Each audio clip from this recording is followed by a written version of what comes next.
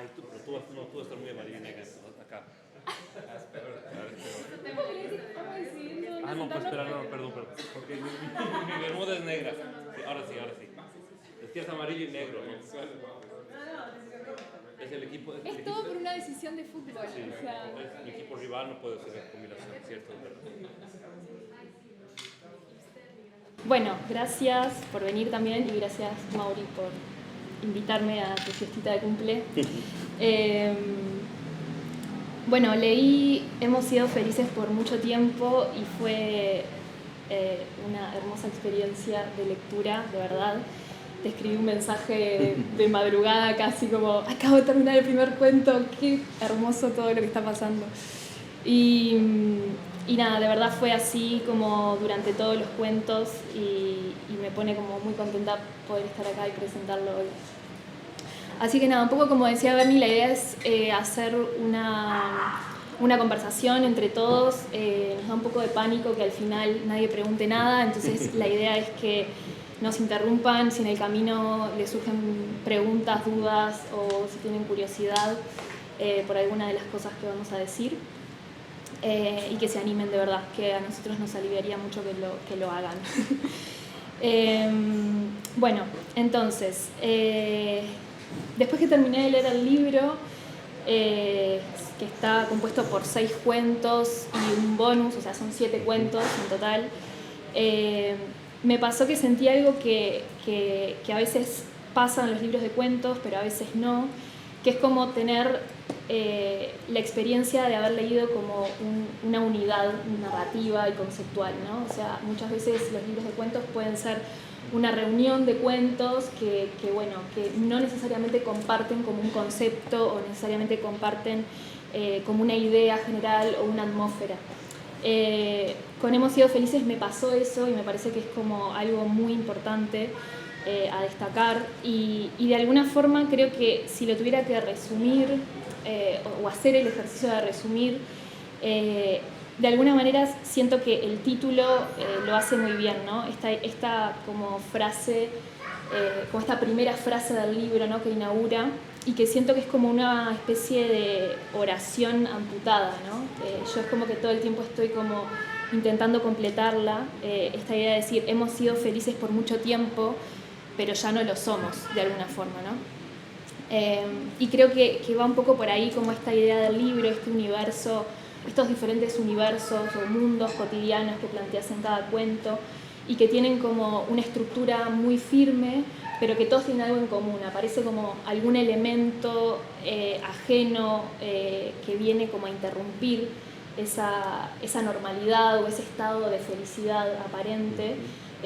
Y que empiezan a generar como esos desbarajustes en los cuentos y en los personajes y todo lo que viene después, ¿no? Yo creo que de alguna forma los cuentos son como una especie de viaje hacia donde nos querés mostrar de alguna forma como la fragilidad de esa felicidad, ¿no?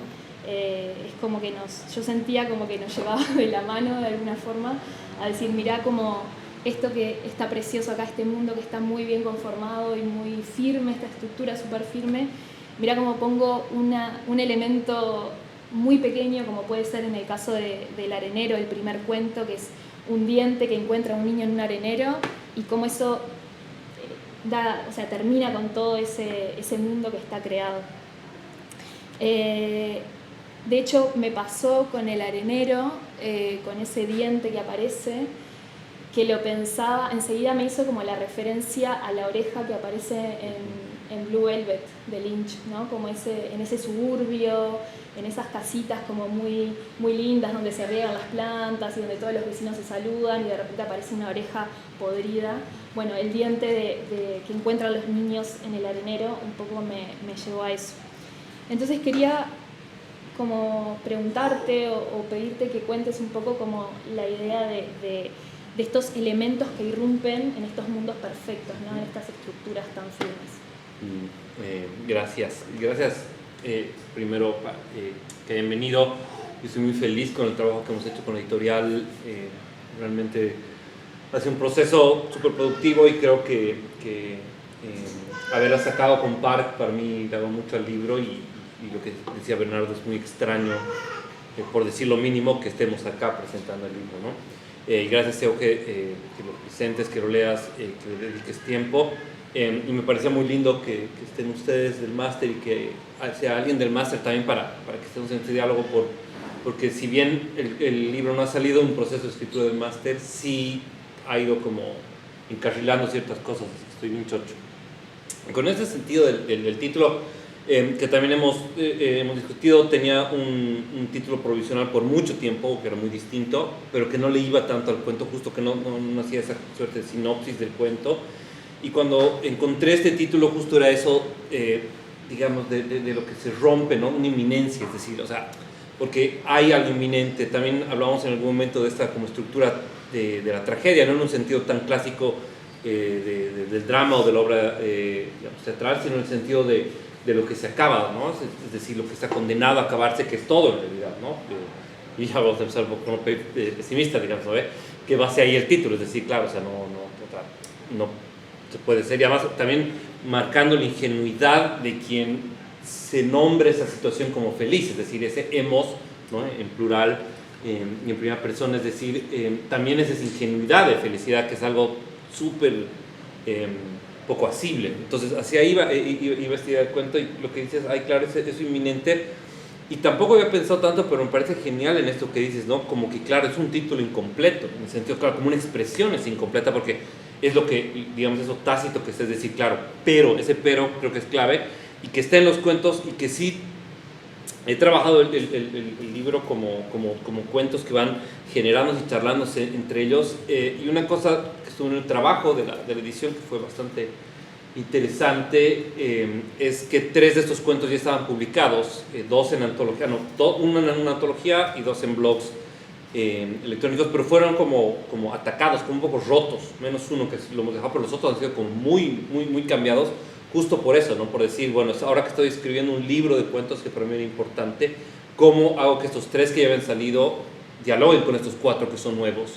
Y que de esos 4, 2 los he escrito directamente para el libro. Entonces era como ir matizando, ir como redondeando, no sé, afinando estos cuentos para que charlaran un poco de lo mismo, para que dialogaran. Y va hacia eso, ¿no? Y es un poco esta inminencia, esta amenaza. Lo que decías, igual, esa analogía de la oreja en Blue Velvet tiene que ver, porque además en Blue Velvet, cuando empieza, ¿no? la película, no sé si la han visto, y hay como escenas muy del suburbio, y en un momento la cámara se mete hasta adentro y filma lo que está en la hierba y las hormigas, es decir, eso también es lo que está arriba, ¿no? Es como, esos suburbios son muy frágiles. Y en ese sentido, bueno, no sé si vamos a hablar de las influencias en algún momento, pero ahora se me ocurre también pensar en Cheever, que es una influencia mayor para mí, que es John Cheever, el escritor gringo de cuentos, que habla cuentos sobre los suburbios, no hacia el horror o hacia el extraño, pero también es eso, es decir, hay algo, una cosita que va a resquebrajar todo, y es decir,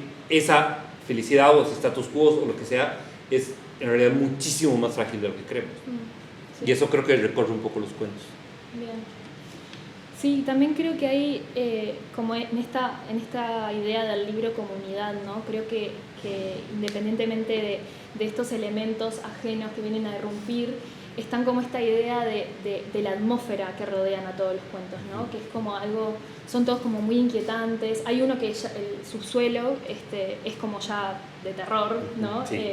Pero el resto son como que rozan con ese, o sea, están como jugando todo el tiempo con el límite. Y creo que eso, ¿no? Como esa atmósfera inquietante y de algo que está por acechar, de que parece que está todo el tiempo por destruirse todo, pero no sabes cómo va a pasar ni en qué momento. Y a mí en esta idea como de la atmósfera que rodea a todos los cuentos, me pasaba que veía como un elemento que siento que es bastante clave, que es como esta idea de la acumulación, ¿no? Como, por un lado, está como la acumulación de todas las cosas que van pasando en los cuentos, ¿no?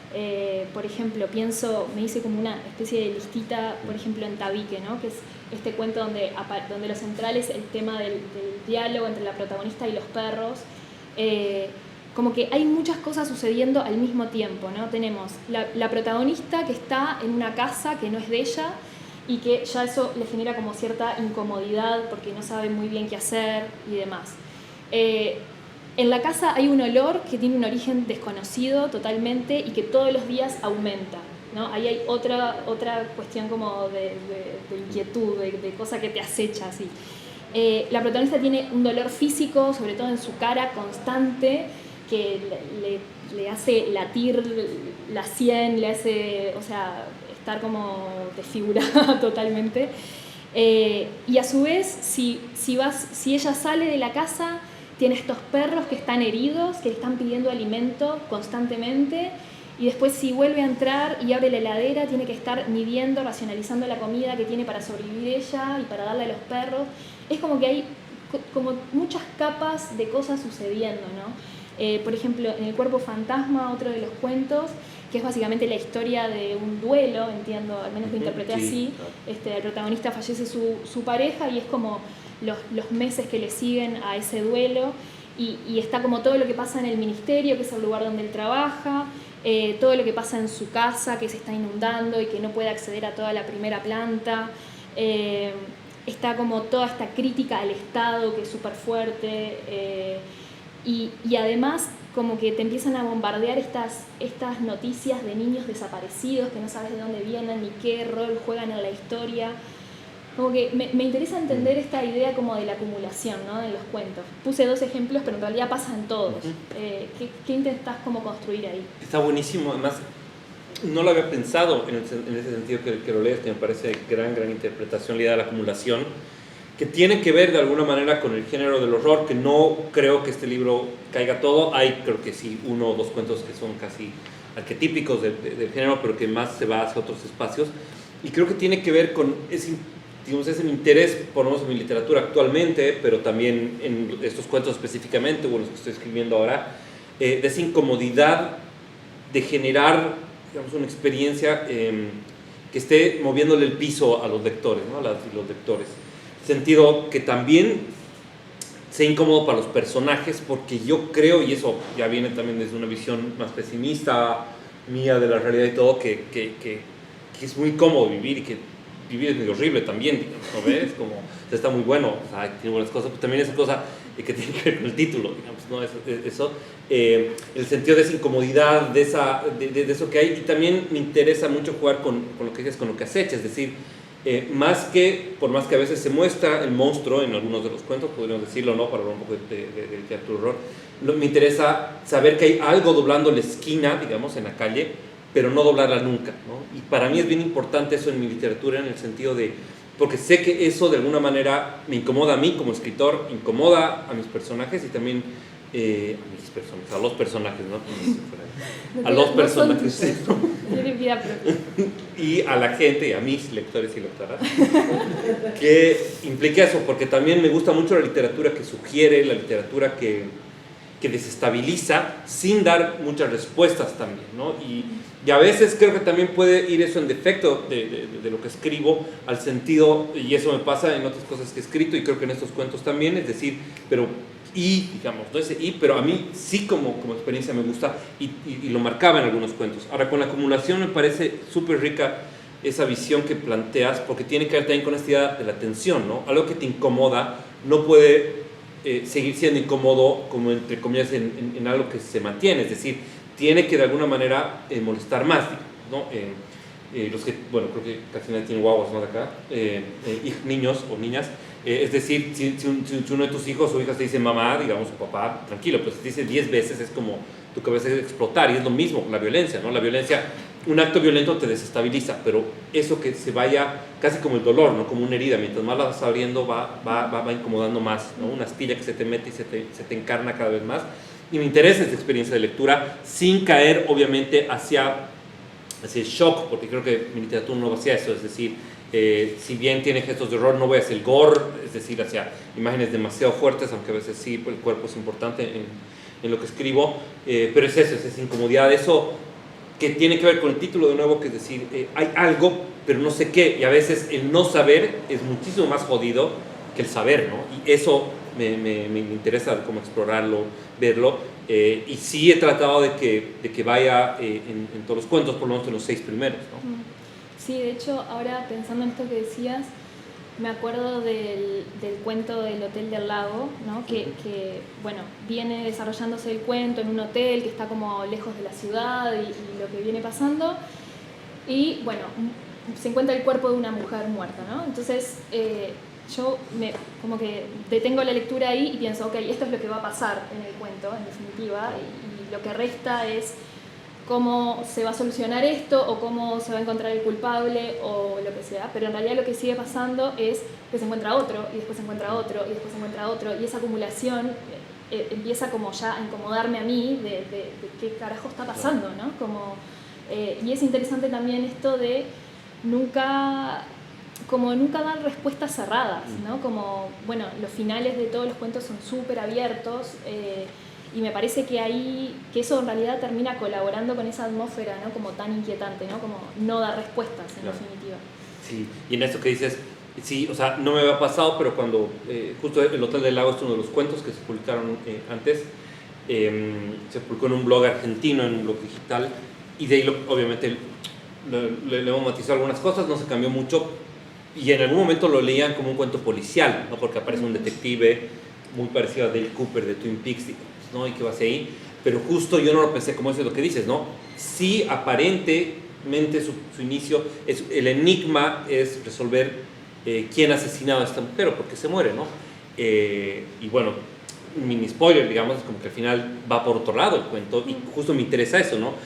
Sí he escrito algún cuento policial y que me gusta mucho, es un género que disfruto mucho, pero en este libro me interesaba eso, ir hacia ese espacio de lo abierto, pero no en un sentido de dejar como que cortar ahí, sino es decir, la experiencia de lectura me interesa que sea, y ahí tal vez sí hay mucha influencia de los cuentos realistas, digamos, ¿no? Digamos, de Chekhov, pensamos en Chiver, Carver, digamos, todo eso que va marcando con Munro y demás, es decir, hay algo ahí que se cierra en el cuento, pero que no es una clausura, y que para mí es bien importante, por lo menos en el cuento que estoy escribiendo ahora y que quiero escribir, por lo menos en estas épocas, es eso, es decir, justo, o sea, a mí no me interesa saber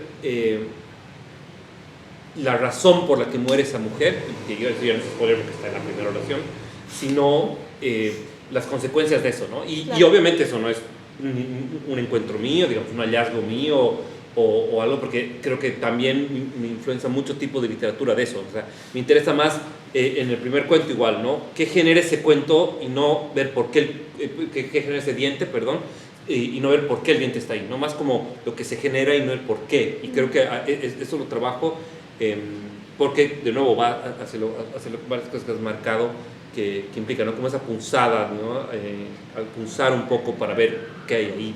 Sí. Después... de papel. ¿Qué? Y empezó a hacer papelones. Sin querer, pero... Literal se te va a sacar en 2 segundos. Sí.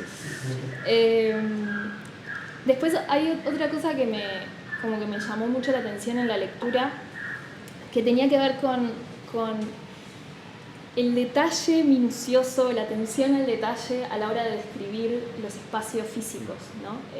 Siento que hay como una preocupación como muy importante en mostrar dónde se mueven los personajes, ¿no? En mostrar como en esos ambientes, en describirlos. De hecho, siento que hay algunos cuentos que lo central termina siendo el espacio donde se mueven, ¿no? Pienso en Centro de Acogida, por ejemplo, que es este lugar como súper ambiguo, donde trabaja Mariel y que no terminamos de entender qué sucede ahí, pero el lugar es como, o sea, hay como una descripción de los lugares que es bien importante. Pero también los lugares están planteados desde algunos puntos de vista más simbólicos, ¿no? Y hay como 3 cosas que me llamaron la atención puntualmente. Pienso en la iluminación, en la luz, en cómo está planteada la luz, por ejemplo, en Subsuelo, que bueno, es este cuento donde tenemos una persona que vive con su familia en un edificio X en la ciudad y se mudan unas vecinas y todo empieza a ponerse un poco raro y en realidad ahí la iluminación es como súper crucial, ¿no? Es como que hay momentos en donde sentís que estás como en un teatro y te ponen una luz cenital y te dicen, esto es lo que tenés que ver, ¿no? Donde está la luz es donde tenés que mirar. Y después hay otro elemento que es muy simbólico, que incluso está en la portada del libro, que es el tema de las pantallas, ¿no? Ya sea las pantallas de la tele o las pantallas donde se mira lo que graban las cámaras de seguridad. Eso como a nivel simbólico y como de la arquitectura de los espacios me parece como muy importante. Y después hay como otra tercera línea dentro de estos símbolos que siento que son los sueños de los personajes, ¿no? Como que si pensáramos los cuentos como historia A, historia B, o lo que pasa por arriba de la tierra y lo que pasa por debajo, siento que los sueños de alguna manera vienen como a formar una tercera línea y como a darle volumen a los relatos. Entonces te quería preguntar un poco eso, ¿cómo pensaste estos simbolismos que están como presentes en todo el libro? Es verdad, he intentado trabajar la idea de la metáfora no de una manera tan consciente, porque tampoco por ahí creo que a veces pierde en la narración eso, pero sí lo simbólico. Y antes de entrar a eso me haces pensar también en el trabajo del lenguaje que he tratado de hacer en el libro, que creo que tiene que ver mucho con los espacios, con los sueños, con lo simbólico, porque yo creo sinceramente que mi escritura no se genera de un talento nato, es decir, o sea, creo que tiene que haber un trabajo ahí. Envidio muchísimo, digamos, ¿no? A ciertos escritores o escritoras que te escriben y te lanzan una frase así que yo sé que en ningún momento voy a poder escribir una así, ¿no? Muy poética, grande, lo cual no me molesta porque cada uno puede hacer lo que puede hacer, ¿no? Pero creo que hay un trabajo ahí y tal vez eso tiene que ver con los espacios, porque ahí sí creo que puedo tener un suerte de trabajo desde mi lugar, que es la mirada, ¿no? Que es una mirada que trato de entrenar hace mucho, que viene, yo creo, muchísimo desde mi experiencia con el cine, que es muy importante para mí, se nota, pero también de la televisión. O sea, de la televisión, desde hacer el zapping de vago, de 6 horas en la tarde, digamos, y no ver nada, que como dice Euge, se verá y todo, influencia mucho mi literatura, y los videojuegos, es decir, hay algo muy visual ahí, pero también me importaba mucho que haya ese tránsito o esa traducción a la palabra, porque justo a mí una de las cosas que me interesan también cuando escribo es que mi herramienta es la palabra escrita, ¿no? Por eso no quería que se viera tal vez como una cámara que sigue, que a veces creo que sí sucede y a veces hasta yo lo hago, porque como dices hay una pantalla, pero sí me interesaba lo que decías de construir con la palabra esos espacios físicos donde los personajes, porque además para mí la experiencia de los personajes es muy importante en el cuento, entonces ellos están sufriendo algo y muchas veces esos espacios físicos hablan de su sensación o también son la misma amenaza, ¿no? Ya sea en centro de acogida o en subsuelo, ese espacio es lo que los va también de alguna manera a agredir, ¿no? Que creo que también en ese sentido tiene que ver con el miedo, con inquietudes, donde estamos, ya sea la ciudad y demás, ¿no? Y en ese sentido creo que sí tiene que ver también lo de los sueños, porque el sueño también como un territorio generado por la escritura, en este sentido que he tratado, no sé si lo he logrado, de marcar entre simbolismo pero también entre imagen, ¿no? O sea, para mí es muy importante también la imagen plástica o la imagen poética, ¿no? Es decir, no tanto como una respuesta a lo que le sucede al personaje, pero también como algo emocional. Digamos, cuando un personaje sueña sobre su expareja muerta, sí hay un simbolismo ahí sobre todo, ¿no? De un detenimiento, pero también es ese sentimiento que creo que lo vivimos todos cuando soñamos, es decir, cuando te despiertas, no sé si les habrá pasado, ojalá que no, ojalá que sí, tal vez si quieren haber amado y perdido esas cosas, ¿no? Cuando termina una relación y haberte soñado con esa persona, pasar como ese sentimiento de vacío del día siguiente es horroroso, ¿no? Entonces también eso, o sea, el sueño también como ese espacio emocional, como ese espacio simbólico, y creo que eso para mí me cuesta mucho y he tratado de ver a partir de ese lenguaje específico y también del espacio, es decir, ¿no? Recién revisando para la edición pensaba cuán importantes son los livings, lo que decimos en Bolivia, que es la sala, ¿no? Y es decir, aparecen harto y es como ese espacio familiar en el que se está, pero que también no se está y es de paso y se rompe hasta los más extremos, que es decir, el centro de acogida, que es decir, no sé, un hospital para adultos enfermos sin plata, ¿no? Esos lugares, y creo que esa tensión a mí no me molesta al revés, no sé por qué te molesta lapsus, es lapsus, me interesa, que es exactamente lo opuesto a molesto, me interesa justo por eso, es decir, que le genera en la experiencia del personaje, porque creo que mi literatura también muy influenciada por ciertos escritores y escritoras de cuentos realistas, que al final no sé si sea realista, es decir, qué le pasa a este personaje es lo que me interesa y es lo que le pasa en un territorio, ¿no? Es este territorio que puede ser onírico, pesadillesco, pero también que puede aparentar serlo, ¿no? Sí. Sí, ahora me quedé pensando como en el arenero, hay una imagen de los niños viendo, o el niño protagonista viendo la tele, que ve este programa sobre galaxias y no sé qué, y también como de alguna forma sirve como para marcar opuestos, ¿no? Como él está como en un lugar súper chiquito, en una urbanización donde no pasa nada y de repente está como viendo las galaxias y viendo como toda la inmensidad del mundo, ¿no? Y ellos preocupándose por un diente, ¿no? Como que también te pone como en perspectiva ciertas cosas. Y me parece interesante también como otra arista de estos simbolismos que estamos hablando. Claro, tienes razón, ¿no? Como esos o historias dentro de historias o otros relatos que están ahí, que quedan muy sueltos. Puede ser el programa que ven los niños, que mi editor quería que lo saque, que no quería sacarlo. No. O también, ya sean los sueños, pero también como, ¿no? el programa de radio que escucha el personaje, o ciertas historias, o ciertas como imágenes que salen, como la charla con el portero en el subsuelo, ¿no? Sí. Y a mí sí me interesa eso, ¿no? Como hacer como diálogos con otras cosas que son, porque sí, está muy lindo el cuento, muy cortasariano, y Cortázar es un capo y todo, ¿no? El esfera y demás, pero yo no quiero escribir objetos perfectos, ¿no? Quiero que también tengan líneas, que se vayan, que en algún momento, no quiero hacerlo específicamente, pero si en algún momento le aburre a algún lector y es como decir, esto está, a mí queda bien, ¿no? Quiero que sean los cuentos estos objetos literarios imperfectos también, ¿no? O si no imperfectos, que tengan salidas, que no se van a cerrar, y eso que dices está bien porque, claro, un niño que está viendo un programa sobre, no sé, Ronins, digamos, cyberpunks que están en el espacio, frente a eso está el almuerzo y la cena aburrida, ¿no? Que también eso tiene que ver con el aburrimiento de todos los días, ¿no? Porque vivir no solo es como duro y todo, pues es aburridísimo también. 100% de acuerdo.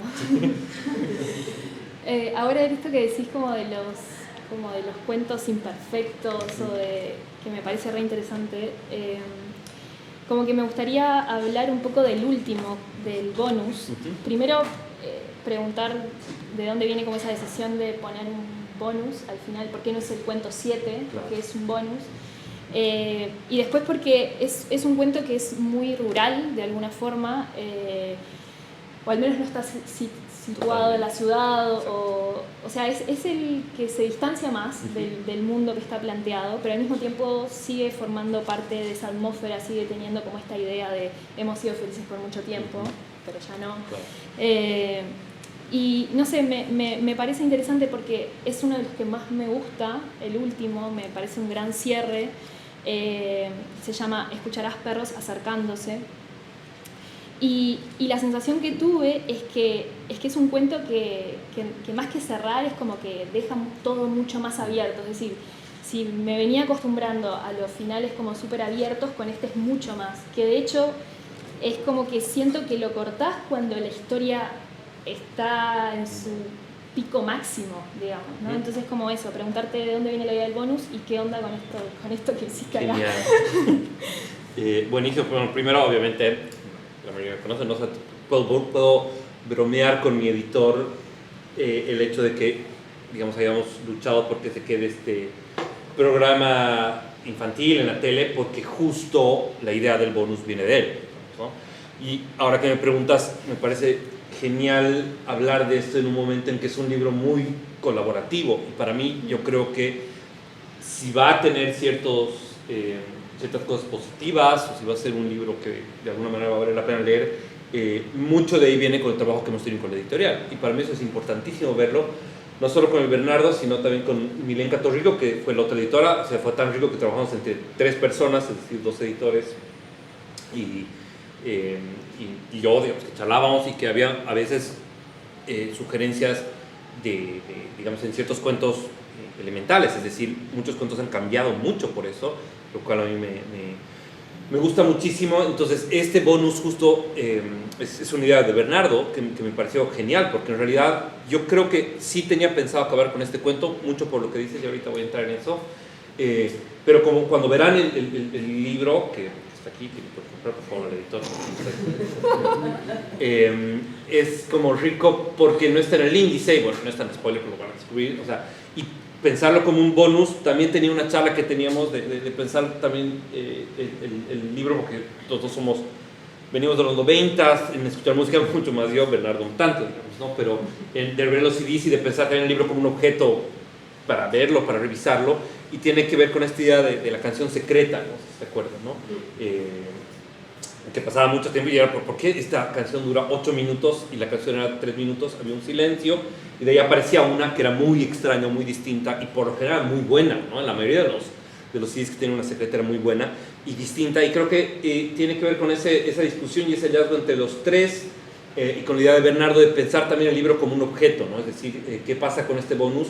Y al no afectar esos otros 6 cuentos que son más unitarios, al sacarlo, creo que le das mucha más importancia al libro. Es decir, tal vez si estaban los 7, funcionaba, todo estaba bien, pero los desestabilizaba un poquito. Al decirle que esto es un bonus, una canción oculta, un cuento oculto, es decir, bueno, estos 6 y este ya son algo mayor. Y creo que con la idea, con el hallazgo, funcionó muchísimo para ahí, ¿no?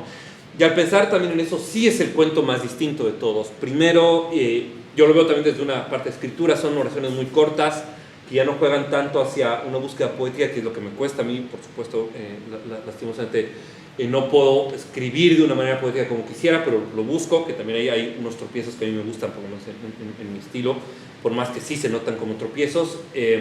Son oraciones cortas, directas, y está en presente además, ¿no? Una conjugación del presente que iba a seguir, y era un cuento que escribí hace mucho y que lo cambiamos también para acá, tirando hacia el horror, y sí funciona, me parece, como una coda, entre comillas, aunque la palabra clásica me suena un poquito, y es hacia ahí, es decir, hay una incomodidad mayor y hay un final abierto que casi es muy en imagen, ¿no?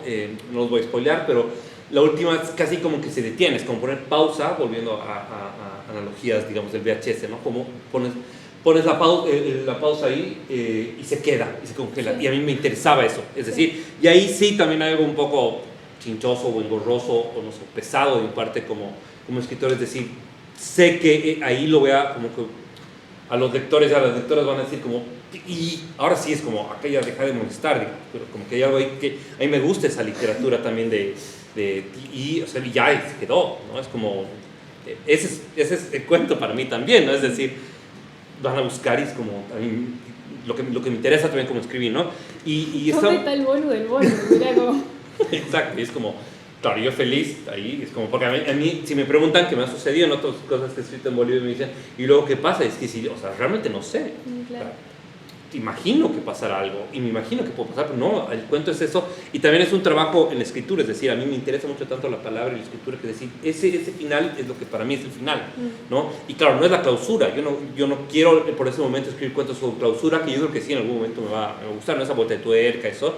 Y tiene que ver con eso, no es un cuento distinto, mucho más corto que los otros, pensando en que 3 cuentos son muy largos, tal vez bastante, demasiado largos, pero es ese cuento corto, casi que también como eso que está quebrando, y que a mí me gusta mucho porque termina de quebrar y termina de hacer inquietante todo el libro, y genera ese texto corto en presente, y lo que dices es muy rural y es casi como una road movie pequeña, es decir, se trata de 2 personas que van avanzando, y al final no llegan a nada, y funcionaba, ¿no? Y creo que al ser un bonus permite también repensar eso del libro como objeto, ver ciertos huecos y decir, claro, si sacábamos este cuento tal vez funcionaba el libro, si lo poníamos como 7 tal vez lo arruinaba un poquito, pero al ponerlo como una coda, como ese espacio, te hace pensar desde otra manera, que a mí también como que te hace repensar el libro, y eso es un gran encuentro que, como te digo, salió en este trabajo colaborativo que para mí ha sido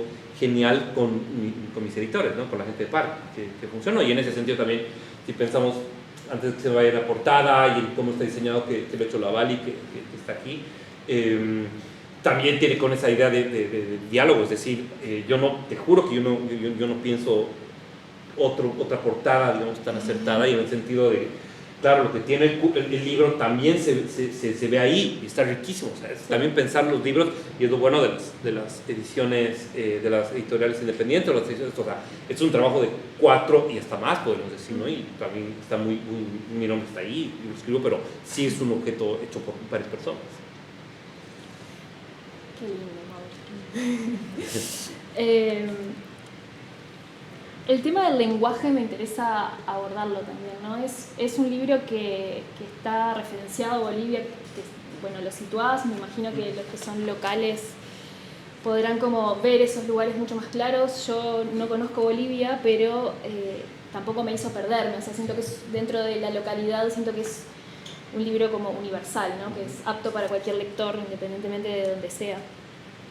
Pero, y el vocabulario es lo mismo, ¿no? Todas las palabras las entendí, por más que hay como algunos localismos, pero sí me parecía interesante como preguntarte un poco por el tema de la sintaxis, ¿no? Un poco lo que hablábamos el otro día, estas frases que están armadas como diferente de lo habitual, o estas conjugaciones de verbo, ¿cuál es esa búsqueda, digamos? Sí, ha habido un trabajo, y yo creo que en ese sentido consciente, con mucho esfuerzo también, porque como les digo, yo no creo que haya un talento nato ahí que escriben otros escritores y escritoras, y que sí me interesa, y creo que lo he podido lograr por lo menos desde mi visión en este libro, que es decir, no sé si mezcla, pero sí mis narradores con una visión desde la coloquialidad, es decir, yo quiero narrar, aunque sean narradores en tercera persona, todo esto, ¿no? El punto de vista omnisciente, todas esas cositas, me interesa narrar desde un lenguaje que es el mío y que desde mi palabra, ¿no? que creo que lo hacen muchísimos escritores y escritoras latinoamericanos, sin caer en lo ni chauvinista, ni exagerado y demás, ¿no? Envidio un poco también ciertos escritores o escritoras que llegan a un lenguaje muy local, siendo universal, digamos, lo que tú escribes para marcar tu estilo, que es hermosísimo, u otros escritores y escritoras, pero te lo digo solo porque estamos acá, pero sí me gustaba marcar una narración coloquial, es decir, alguien está contando algo, aunque esa persona no tenga o cuerpo o no sea un narrador o narradora que sepa quién es, ¿no? Porque creo que todos son 3 cuentos en primera persona. Y me interesa de ahí marcar digamos un lenguaje desde lo paseño, que es desde donde yo hablo y desde donde entiendo el mundo, porque yo estoy seguro que como entiendo el mundo es desde mi lenguaje, que es el paseño. Y ahí hay una cosa que es súper linda, por lo menos verla, bueno, sí, la palabra linda, súper... me parece para mí lindo ser consciente de eso, que es la sintaxis, ¿no? En La Paz utilizamos conjugaciones distintas, no utilizamos casi nunca el pasado simple, y siempre utilizamos el he venido, ¿no? Para no ser tan técnico, ¿no? Es decir, no decimos fui a la fiesta, decimos he ido, ¿no? No digo hasta ya me cuesta, ¿no? Tomé 3 guaros hasta morir, digamos, he tomado 3 guaros hasta que me he muerto, digamos, ¿no? Y a mí me gusta mucho eso porque es como hablo y como consigo, porque también desde ahí hay una concepción distinta del tiempo, ¿no? O sea, yo quisiera pensar que eso viene de la Aymara, que ojalá sea así, pero tal vez vienen ciertas cosas más urbanas, ¿no? Es decir, concibes el tiempo de otra manera, no acabado, ¿no? Es decir, ayer he ido a una fiesta, ¿no? Es como que, pero ¿cuándo? No es claro, ¿no? Es como, y a mí me gusta mucho de ahí, lo exagero más en los diálogos, que creo que es donde es más fácil verlo, pero también en la narración. Y ahí hay una construcción desde la escritura también que está tratando de hablar desde esa coloquialidad, pero a la vez no exagerarla, porque también quiero hablar de, como les digo, desde un intento poético, de un intento universal que se me va. Entonces he tratado de hacer, no muy conscientemente, un equilibrio, pero sí, es decir, porque para mí los cuentos que ahora estoy buscando, es decir, son alguien que te narra algo, y alguien que te narra algo desde tu lugar coloquial, desde cómo lo estás hablando. Y si uno revisa la literatura latinoamericana, los malos cuentos son justo los que tratan de ser neutrales, por más que muy buena literatura de los 90s latinoamericana ha buscado eso, ¿no? Es decir, esa neutralidad, y ejemplos creo que nos sobran, pero que tal vez lo ha logrado, y tal vez era un muy buen momento para romper con eso, es decir, ahora sí voy a escribir como traducción gringa, y que hay grandes libros que lo han logrado, ¿no? Desde, no sé, pues ejemplos, como les digo, sobran, pero ahora yo quiero escribir desde ese lugar. Mi lengua es mi cuerpo y mi cuerpo es donde estoy y es lo que veo, ¿no? Mi mirada es paceña, para bien y para mal, y es desde ahí donde quiero escribir, ¿no? Y no lo pensamos, creo, pero en el título está eso, ¿no? Cuando salió el título decimos, sí, puede funcionar el título, pero ya desde el título está esta idea que a mí me encanta. Hace poco se publicó una novela inédita de una de las mejores escritoras bolivianas que se llama Blanca Vitúpter, que se llama He regresado a casa, que es un hermoso título, tampoco lo había tomado en cuenta, que ojalá que funcione como homenaje, ¿no? Y he regresado a casa en vez de regresé a casa, tiene todo eso, es decir, voy a hablar desde aquí, o sea, tu gramática, tu sintaxis, tu cuerpo es lo que eres, y es como ves el mundo, digamos, ¿no? Y ya no me acuerdo cuál más era, aparte de lo del lenguaje, que me habías dicho, aparte de lo de los narradores. No, era eso del armado de las oraciones y la conjugación de los verbos. Claro, y va hacia ahí, creo, sí. Y a veces es un trabajo, porque en realidad lo hemos trabajado mucho, porque a veces repetía y a veces utilizaba mal la conjugación solo por querer hacer referencia a esto, y creo que ahí está lindo ese trabajo, ¿no? Cuando utilizo esta conjugación, cuando esta otra, y es partir de eso, es decir, ¿no? Escribirla y revisarla y ver, ¿no? Y también me divierto mucho con los diálogos, eso sí, los diálogos. Ya me acuerdo justo lo que te quería decir, ¿no? Justo eso, ¿no? O sea, muchos cuentos sí se puede reconocer La Paz o Bolivia ahí, pero muchos cuentos los escribí sin pensar en un territorio boliviano paseño. Mis otras dos novelas, una sucede en Tánger y en Santoña, que es aquí en España, no tiene nada que ver con Bolivia, y la otra nunca se sabe si es La Paz o no. Aparece el lago Titicaca, que es el lago que está cerca de La Paz, pero yo siempre he defendido que lo geográfico no me interesa plantar en La Paz, aunque tal vez ahora un poquito más, ¿no? en los últimos años, pero sí mi lenguaje es paceño, ¿no? Y creo que ahí se lo puede reconocer. Por ejemplo, El Hotel del Lago, como la publiqué en Argentina, era buenísimo porque los editores de la revista me decían, lo presentaron como un relato detectivesco en la Patagonia, ¿no? Porque sí, el lago Titicaca, si bien no tiene tantos bosques, se parece un poquito a la Patagonia en ciertas cosas. Y creo que hay cuentos donde yo deliberadamente no pongo el lugar, yo veo dónde es, por ejemplo, ¿no? El primero, que es El Arenero, lo veo entre un suburbio paceño hacia el sur, pero también en un suburbio medio timburtesco, digamos, ¿no? O linchesco. Y creo que a mí sí me interesa eso, ¿no? No me interesa la geografía en cuanto espacio, y por eso hay un cuento que es Cuerpo Fantasma, que es el último que escribí para el libro y que tiene que ver con La Paz, pero con una Paz desfasada, ¿no? Totalmente robado de La Muerte y la Brújula de Borges, es decir, este Buenos Aires no es el Buenos Aires, y La Paz tampoco es, digamos, ¿no? Pero a la vez para mí lo geográfico interesa cuando le da algo a la historia. En ese sentido es muy importante que sea La Paz, ¿no? Y creo que ahí está rico porque, como te digo, algunos van a ver otros espacios y otros van a ver lo boliviano. A mí me interesa que mi lenguaje sí sea paceño, más que la referencia, y aunque estos años he empezado a escribir más sobre La Paz, veremos dónde me llevas. Me interesa eso de que decías de narrar, ¿no? Y quizás como poniéndonos como un poco técnicos, pero no aburridos, sí. Como pensar un poco en las voces narrativas, ¿no? A lo largo del libro o de los diferentes cuentos. A mí me llamó mucho la atención la voz narrativa de Centro de Acogida, porque el Centro de Acogida es uno de estos cuentos que intenta como presentar un espacio, ¿no? Pero lo conocemos a través de la hermana del narrador, que es la que está ahí, y ellos hacen estas comunicaciones por teléfono que son a cuentagotas, una vez cada tanto. Ella revela poca información, él piensa algunas cosas, pero en realidad es interesante como la opción que elegiste, ¿no?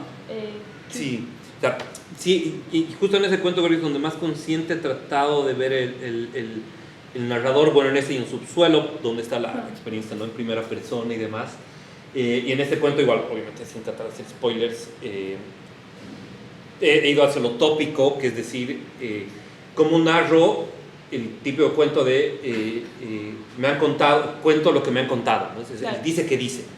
Y sobre todo en un cuento que es extraño y donde hay, digamos, un gesto fantástico y que tienes que creerlo como lector o lectora. Es decir, y esa era la dificultad. ¿Cómo hago para que un cuento que tiene un giro fantástico o algo sobrenatural ahí pueda ser creído totalmente? Es decir, esto que pasa no es un invento de la hermana. Entonces, ahí sí me ha gustado mucho, digamos, esa dificultad, decir, con este tópico, que igual obviamente lo robo de muchísimos otros escritores y escritoras, que es decir, dice que dice, ¿no? Pero hay algo raro y a mí me gustaba mucho eso, porque al final este cuento, igual casi, eso sí un poco más spoiler, es un tipo hablando por teléfono, ¿no? Pero hacia ahí me gusta mucho porque y ahí hay un homenaje también y una fuerza hacia lo que es el cuento, hacia lo que es la narrativa, o sea, lo que aunque sea te van a contar en teléfono, te lo vas a creer, y es lo más hermoso, ojalá, ¿no?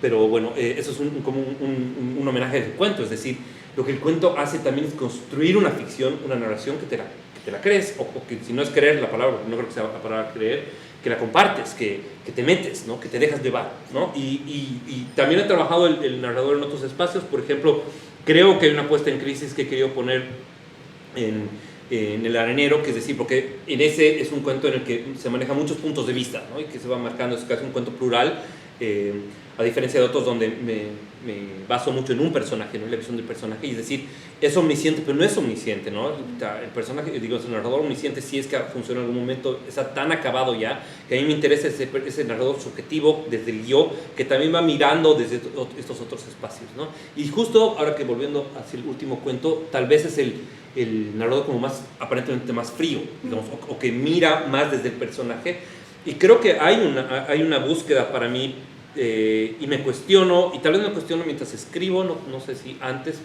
no sé cómo habrá sido con los 7 cuentos, pero hay eso, es decir, cuando es primera persona se quiebra, y justo es eso, ¿no? Los narradores sí creo que siempre son subjetivos, siempre se quiebran, no saben todo, cometen errores también, ¿no? Y tampoco sabemos eso los personajes. A mí me interesa narrar personajes de los cuales no sé todo, o sea, ni siquiera sabemos de nosotros todo, ¿no? Y es qué aburridísimo saber todo, entonces hay esos huecos también, ¿no?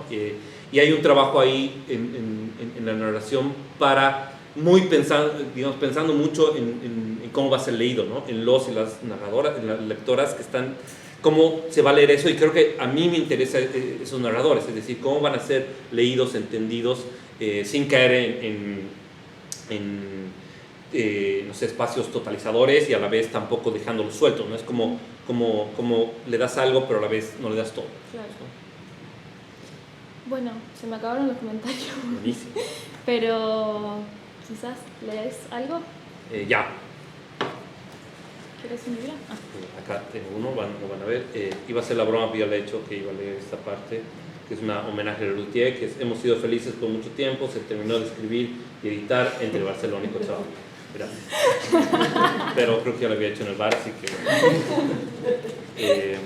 Estás repitiendo el chiste, un gran amigo que me dice, porque lo hago mucho, que sí, no, ¿qué dice el Andrés? Es chistoso la primera vez. Le dice a su hija, que es buenísimo, que bueno, como tengo mente de niño, tal vez tienen que decirme más seguido.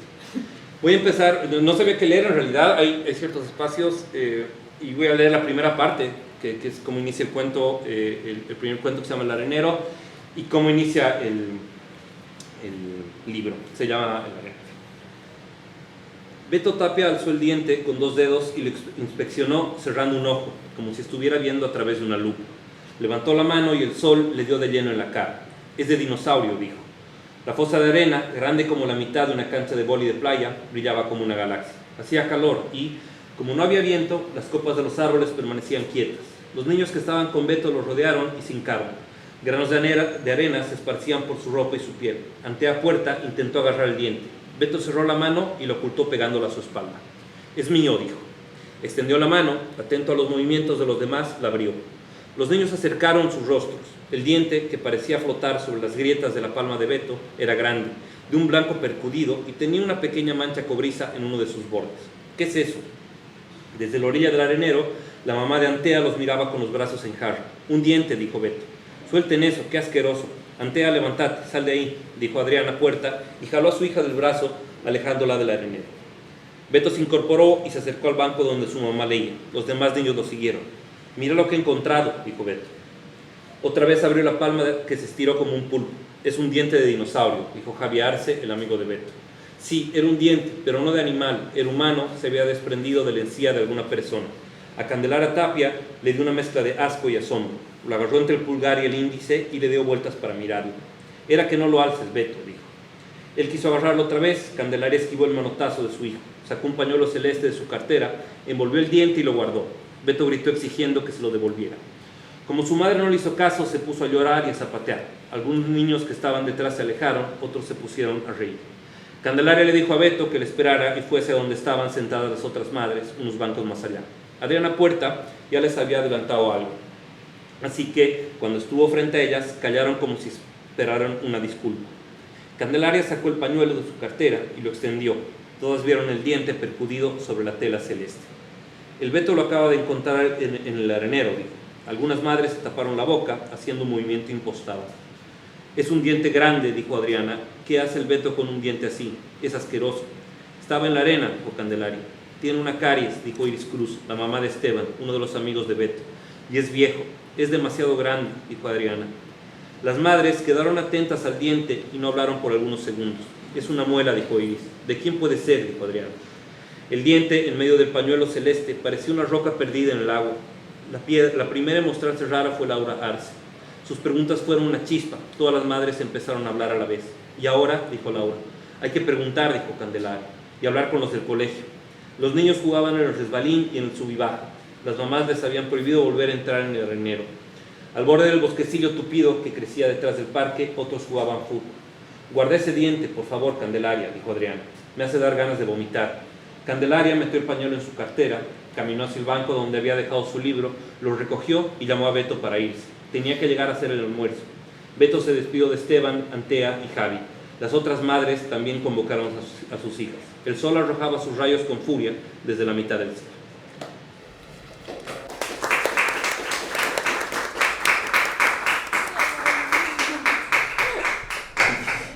Bueno, ¿alguien tiene alguna pregunta? Al final hicimos esto de la pregunta. Ahora. Bueno, se la hacen todas las preguntas, la gente que está levantando la mano le hacen las preguntas a Mauri después. Gracias por venir y estar acá. A ustedes, gracias. Gracias.